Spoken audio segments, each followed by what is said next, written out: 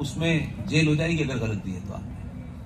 तो सवाल उसने पूछा, तो नाथद्वारा मंदिर हर साल 85 करोड़ रुपया उसमें चढ़ावा आता है। रिटन रिप्लाई में गहलोत सरकार ने कहा कि हम मंदिर के ऊपर एक भी पैसा खर्च नहीं करते, सारा पैसा सेकुलर कामों पे खर्च होता है। अब आपकी आधी लड़ाई क्या है? अब इसको जरा लार्जर कॉन्टेक्स्ट में सोचिए। अगर ये मंदिर आप इसको मैनेज कर रहे होते, राइट, आपके अंदर सहमति होती, ये ब्राह्मण है, ठाकुर है, ये बनिया है, ये दलित है, यादव, इस बीमारी से अगर आप ग्रस्त न होते तो आप अपने मंदिरों की कोई सर्वोच्च संस्था बनाते और उसमें सब लोगों को, अलग अलग वर्गों को शामिल कर लेते। और ये पैसा जब आपके पास 2.5 लाख करोड़ सालाना होता तो 2-3 साल के बाद आप मुझे बताइए, इस देश में किसी ब्राह्मण, ठाकुर, बनिए, दलित का लड़का बिना स्कॉलरशिप के रह सकता था? जो ताकत आपकी अपनी थी वो तो आपने ली नहीं। अब आप सरकार से भीख मांग रहे हैं, अच्छा इसको रिजर्वेशन देंगे, इसको नहीं देंगे, इसको। भाई आप क्यों मांग रहे हैं? आप स्टेट से कहिए कि देश सेकुलर है तो सबके साथ होना चाहिए ना एक ही। तो फिर मेरे मंदिरों पे सरकार का कंट्रोल क्यों है? फिर मेरे मंदिर पे चढ़ावे का सरकार क्यों पैसा लेगी? और ये तो एस्टिमेटेड कॉस्ट बहुत होगी। सुप्रीम कोर्ट में साई दीपक इसकी लड़ाई लड़ रहे हैं। तो मैं यही कह रहा हूं कि आपकी बहुत सारी तकलीफों का कारण हमारे अपने लोग हैं, जो हमारी लीडरशिप है, जो हमारी सोशल लीडरशिप है, ये इन चीजों पे आपको अवेयर ही नहीं कर रहे। अब आप जाके सोने का मुकुट चढ़ा के आ रहे हैं, वो मुकुट कहां जा रहा है? ना गणेश जी पहन रहे हैं, ना सरस्वती जी के पास है, वो तो सरकार के पास चला गया। सरकार उसमें क्या कर रही है हमसे पूछ रही है क्या? यही पैसा आपका अपना होता तो क्या होता? अगर आप अपने मंदिरों को मैनेज नहीं कर पा रहे, इसका मतलब है कमी आप में है। आप नहीं करोगे तो स्टेट दखल देगी ना। तो ये मुद्दा हमने नहीं उठाया। इसी तरीके का 2013 में एक कानून पास हुआ भारत की संसद में, उसको सबने ठंडे बस्ते में रख दिया। और फिर वो, मैं कहना नहीं चाहता कि जो भी हमारे रहनुमा हैं, उन्होंने आपको बताया तक नहीं कि हमने आपका पार्लियामेंट में सौदा कर दिया।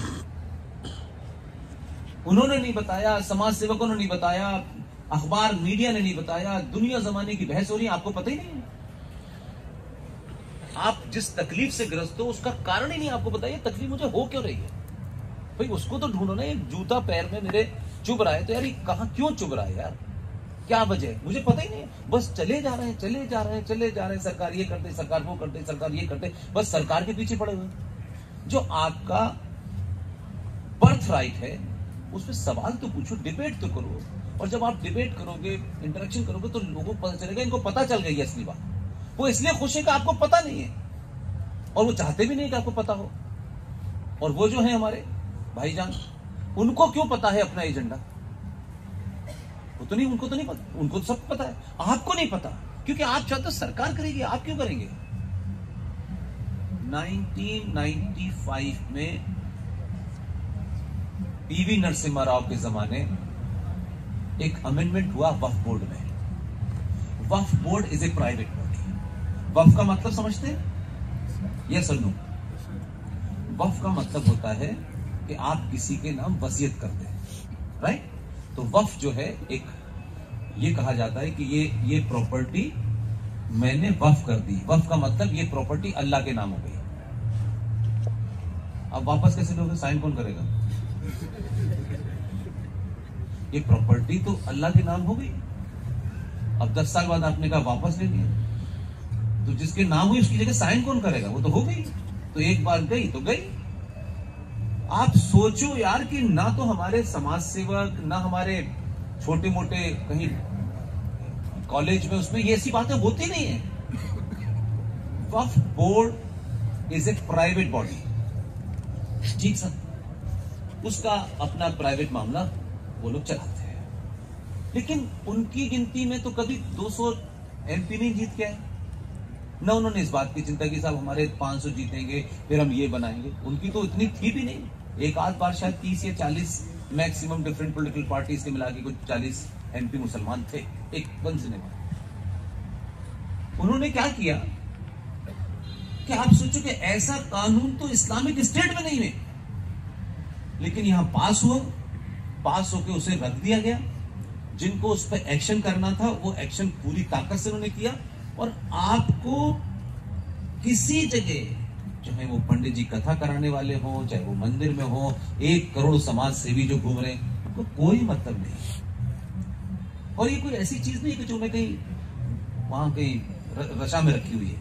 आप जाके सर्च कीजिएगा, आपको न मिले और उसकी निटिगिटी समझना चाहें तो हमारी टीम जो है, हम लोग रूटीन में कोई यूट्यूबर नहीं है, हम लोग लोगों तक बात पहुंचाने के लिए कुछ कुछ पॉइंट रख देते हैं। वी सपोर्ट पुष्पिन कोर्सेज नाम का हमारे साथी लोग चलाते हैं, उस पर पूरा डिस्कशन है सुप्रीम कोर्ट के लॉयर के साथ। मालूम है कानून क्या पास हुआ है? कानून ये पास हुआ है कि ये जो जेएनयू है ना, ये जमीन पे तो बनी हुई है ना, प्राइवेट बॉडी वक्फ बोर्ड के 2 लोग कोई भी बोर्ड है, एकदम अल्लाह के नाम पे अजान दे करके और उनको आज जेएनयू लेनी है, ले लो। मैं उसको थोड़ा लाइटर नोट पे कह रहा हूं, आप उसको उसकी ग्रेविटी समझिए। प्राइवेट बॉडी वक्फ बोर्ड के 2 लोग, उनको कुछ नहीं करना है। जेएनयू के आसपास का जो भी पहला थाना लगता है, वो वहां एक एप्लीकेशन देंगे कि जेएनयू जो पूरी बनी हुई है ये वक्फ बोर्ड की जमीन पे बनी हुई है। तो आपको एक सामान्य आदमी से सुनेगा तो कहेगा तो इससे क्या हो जाता है सर, किसी के कहने से क्या होता है, यही कहेंगे ना आप। वो सिर्फ इतना ही बताएंगे एसएचओ को कि ये पूरी जेएनयू वक्फ की जमीन पे बन गई है।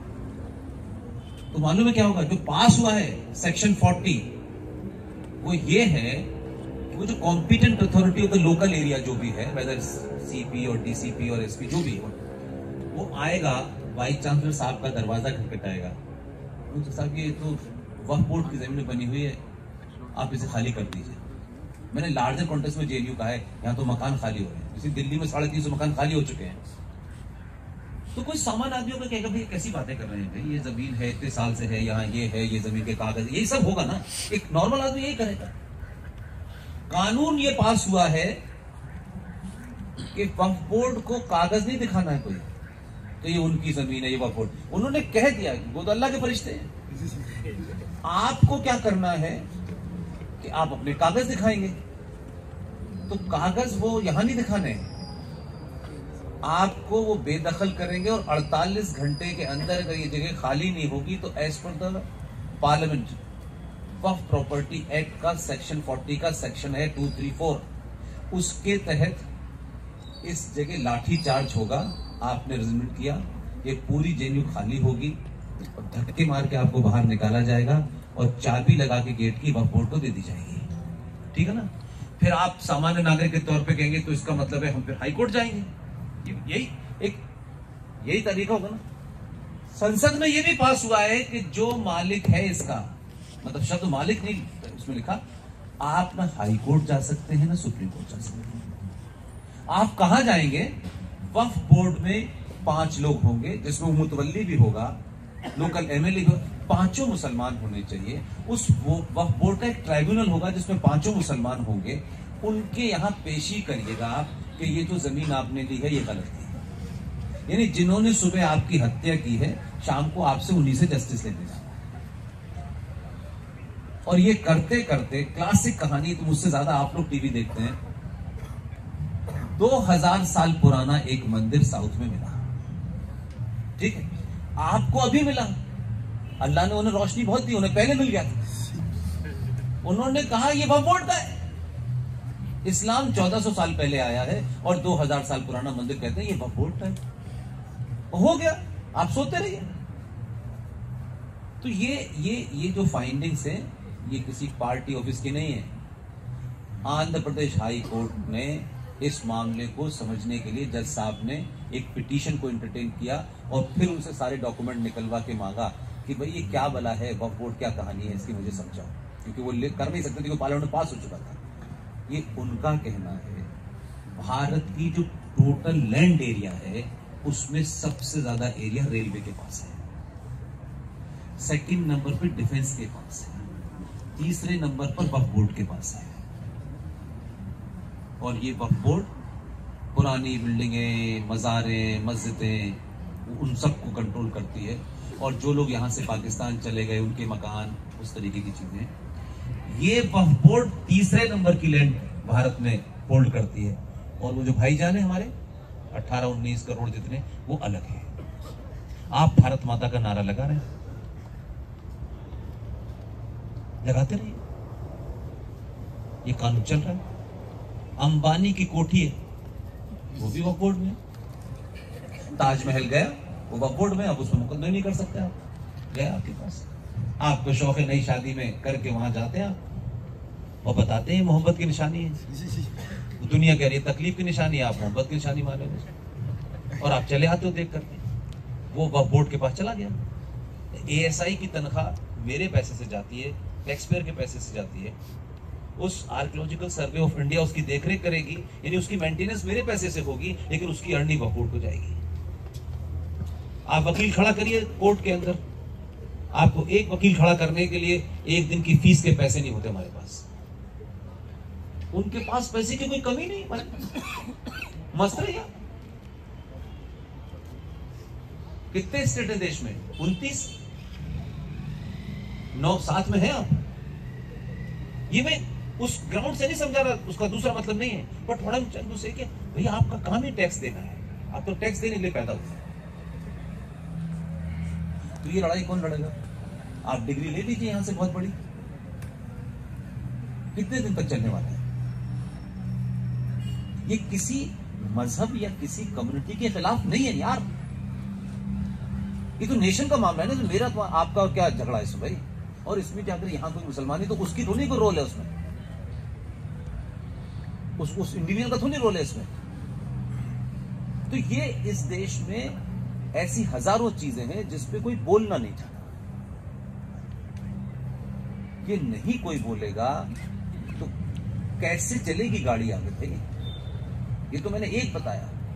और देश सेकुलर है, 76 में सेकुलर हो गया है, लेकिन सेकुलर भारत में जिसमें कहा गया सब समान हैं, सब, चलिए वो संविधान के अंदर कुछ कम्युनिटीज को रिजर्वेशन दिया गया, वो एक अलग विषय है। लेकिन जब सब समान है तो माइनॉरिटी कमीशन भी है, सेक्चुअल कमीशन भी है, वक्फ बोर्ड भी है, मुस्लिम पर्सनल लॉ बोर्ड भी है, मुस्लिम एजुकेशन बोर्ड भी है भाई। आप संविधान के तहत में कहते हैं कि आप माइनॉरिटी का अपने स्कूल खोल सकती हैं और उस स्कूल के अंदर जो सारे सब्जेक्ट हैं वो पढ़ा सकती है और मजहबी शिक्षा भी दे सकती है, तब भी डिग्री कितना है आपकी है? आप कहां हैं? तो इन बातों पे डिबेट होनी चाहिए, ये कोई झगड़े का विषय नहीं है। वो भी आर्गुमेंट है, हम भी आर्गुमेंट हैं, डॉक्यूमेंट निकाल कर रखे ना, यहां तो सारी चीज डॉक्यूमेंट पे है ना। ये मेरे कहने और आपके कहने से क्या होता है? मैं फिर भी जब भी अपनी बात खत्म करता हूं तो लोगों से कहता हूं कि मैंने जो भी कुछ कहा है उसको आप 4-4, 5-5 बार वेरीफाई कीजिए। और अगर मेरे मुंह से 25 की जगह 26 निकल गया तो वो एक ह्यूमन एरर को मुझे माफ करिएगा, लेकिन उस समग्रता में, टोटलिटी में मैंने किसी सब्जेक्ट को गलत समझाया हो तो आप मुझे किसी भी चौराहे पर रोक लीजिए, मैं उस दिन बोलना बंद कर दूंगा। ये कोई बोलने का मेरा वो नहीं है कि मुझे कुछ करना है, आई एम नॉट इंटरेस्टेड। जब लोग दिल्ली में नौकरी तलाशते हैं तब मैं 6.5 लाख की विदेशी करेंसी की नौकरी छोड़ के आया। तो ये कोई मेरा पैशन है कि मुझे ही बताना है बस। कोई पार्टी आए, ये गए, वो गए, मेरा किसी से कोई संबंध नहीं। मुझे ऐसा लगता है कि जो बात मुझे पता है यार इन सबको क्यों नहीं पता, मेरा इतना ही कर सकता। आज आपके जो लोग हैं जिन्होंने मुझे बुलाया है, youth United for vision and action, युवा, आप लोगों का मैं दिल से धन्यवाद देता हूँ कि मुझे जैसे ऐसे सादा आदमी को बुला करके JNU में मौका दिया आपने, क्योंकि मैं खुद ANU से आया हूँ। Thank you very much, thank you very much.